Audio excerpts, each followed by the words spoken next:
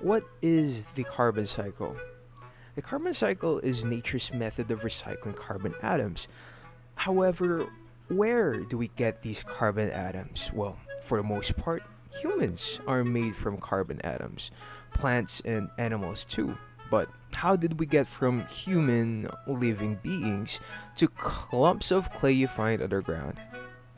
Carbon is a compound that originates in the atmosphere and then it cycles into plants or other living things. However, little did we realize that carbon has been a component of all life on Earth since the beginning of time. But today, we'll talk about how the environment is affected by the carbon cycle.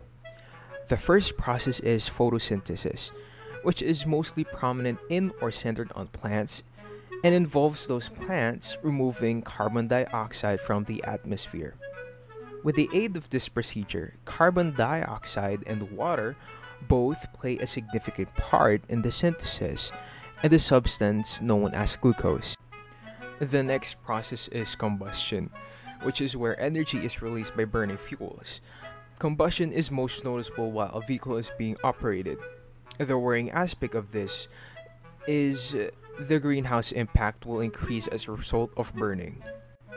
Then there is decomposition, which is the process of breaking down organisms for a very long period of time, leading to the accumulation of sediments.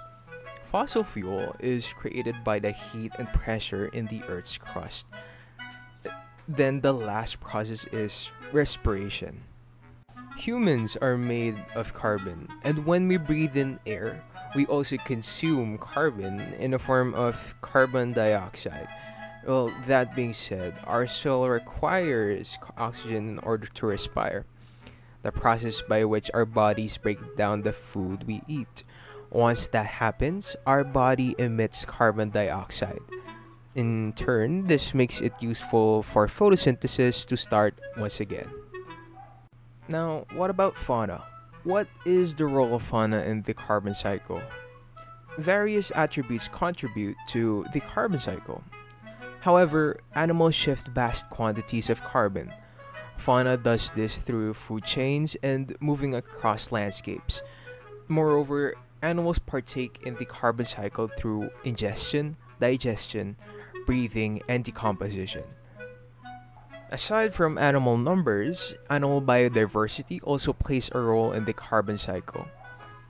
Areas with high animal biodiversity result in more organic material in and on the ground. The same study suggests that these organic material remnants boosts diversity and soil microbes, which convert the remnants into stored carbon.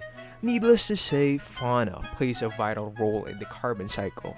But what happens when humans intervene with fauna? Okay, but how does human intervention cause detrimental effects on the carbon cycle? Human activities can cause an astronomical impact on the carbon cycle. Some examples of harmful human activities in the context of carbon cycle are burning fossil fuels, changing land use, and deforestation.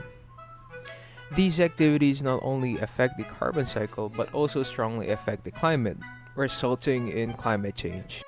Likewise, climate change can shift wind patterns and ocean currents that direct the world's climate system. Some areas are warming and some are experiencing cooling. This unstable shifting in climate is relevant in the discussion of fauna and the carbon cycle. The effect of climate change can affect fauna in tremendous ways. An example would be its influence on the dynamics of flea vectors and rodent hosts in the plague cycle, with responses varying considerably among species. Furthermore, climate variables, namely temperature, humidity, and precipitation, are known to be key factors in the main plague host's vectors.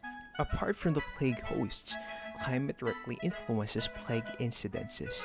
It states that climate has long been suspected to be a key factor in the alternation between inactive and active periods of plague. For example, studies show that there was an increase in plague incidences in Vietnam during dry, hot seasons when following a period of high seasonal rainfall. And lastly, prevention and awareness. We need to learn a lot of things, including how to take care of our health and what to do in the event of a crisis.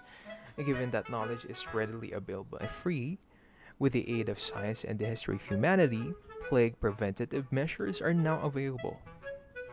These precautions are quite simple and understandable, but only your dedication to solving the issue will determine whether they are successful. The first step in prevention is to lessen or eliminate rodent habitats in areas we are staying, make them rodent free and rodent proof, and always practice good hygiene. When handling living or dead creatures, you should always wear something to prevent contact with potentially infectious organisms. Animals that roam in endemic areas shouldn't be allowed to stay in your bed. Do not allow your pets to have body covered in fleas if you have pets. And when you are spelunking in wildlife regions, repellent is strongly advised. Not unless you want to join me down here. I've been needing a little bit of company for a while. But anyways, thank you for watching. I will see you all soon, but hopefully not that soon. Bye!